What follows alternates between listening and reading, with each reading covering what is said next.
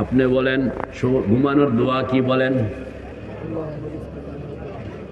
আল্লাহুম্মা বিসমিকা আমুতু ওয়া আহইয়া, ও আল্লাহ তোমার নামে মরতে আছি। কথা কন না, মরতে আছেন না ঘুমাইতে আছেন?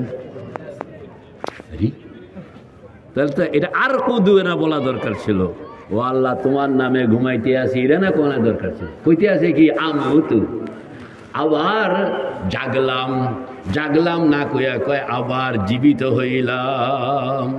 বোঝা গেল আপনার যে ঘুমটা, এটা আপনার জীবনকে বুঝনের জন্য আল্লাহর হাবিব দেখায় দিতেছেন যে তোমার আস্ত জীবনটা সামনে আগান। আমার না বুঝতে হইলে আগেই তুই হ্যাঁ, তো এটা তোমার পুরা হায়াতটা হলো একটা নিদ্রা। বলে না পুরা হায়াতটা একটা। মেরে ভাই ও দোস্ত বুজুর্গ, হাদিসে পাকের মধ্যে বলা হয়েছে সব মানুষ মৌতের পরে এরকম হতচকিত। আমার দিকে তাকান না, মৌতের পরে এরকম কি, মৌতের পরেও না, মালাকুল মৌত যখন সামনে দাঁড়ায়া যায় তখন সব মানুষ হতচকিত। কিরকম? ঘুম ভাঙলে যেরকম, কন্যা সব মানুষ হতচকিত। কিরকম? ঘুম ভাঙলে যেরকম। আল্লাহ আকবার। বিদেশ যাইব, এতে কই যাইব কন্যা? ইটালি।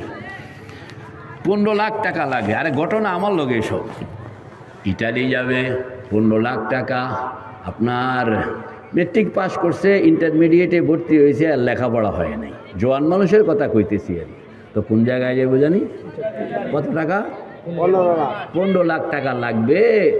বাবা কয় যে বাজান আমার কাছে 2 লাখ টাকাও নেই, কিন্তু তার 15 লাখ টাকা লাগবে। সে ইটালি যাবে। আমি জিজ্ঞেস করলাম ইটালি গিয়ে, ইটালির থেকে যাব ইউরোপ। না, ইটালির থেকে যাব ইংল্যান্ড। ইংল্যান্ড যাব। আল্লাহু আকবার। মেরে ভাই ও দোস্ত বুজুর্গ, ওই জওয়ানের কাছে 2 লাখ টাকারও কোনো ব্যবস্থা নাই। তবে আত্মীয় স্বজন মোটামুটি আছে বালা বালা, আত্মীয় স্বজন মোটামুটি আছে বালা বালা।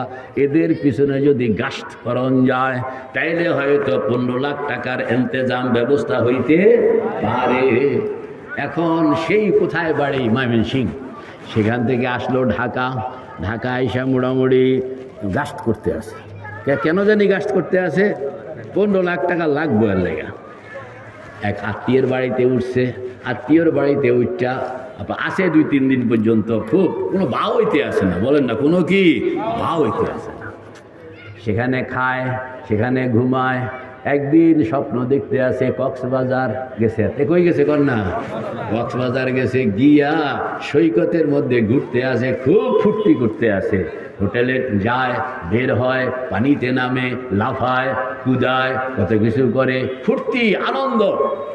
যতক্ষণ সেখানে স্বপ্নের মধ্যে খুব দেখলো, দেখা এরপরে ঘুম ভাঙছে। ঘুম ভাঙানো দূর, আমার 15 লাখ টাকার ভাব হয় না, কক্সবাজার। কথা কন না। আরে বুঝলো না রে, 15 লাখ টাকার দাম দেয় মোটে, আমি মানে দিশা পাইতেছি না। আর রাত্রে স্বপ্নের মধ্যে কি দেখাইতে আছে আমারে? কক্সবাজার। এই বেড়া যেরকম স্বপ্ন ভাঙ্গনের পরে কি জানি কইছে, দূর 15 লাখ টাকার দরকার, এটা না আমার দরকার। তোমার কক্সবাজার দিয়ে কে ডাইল ভাত খায়? কথা কন না। এই লোকটা ঘুমের থেকে উঠোনের পরে যেরকম শব্দটা কইতেছে ধূর, কি কইতেছে?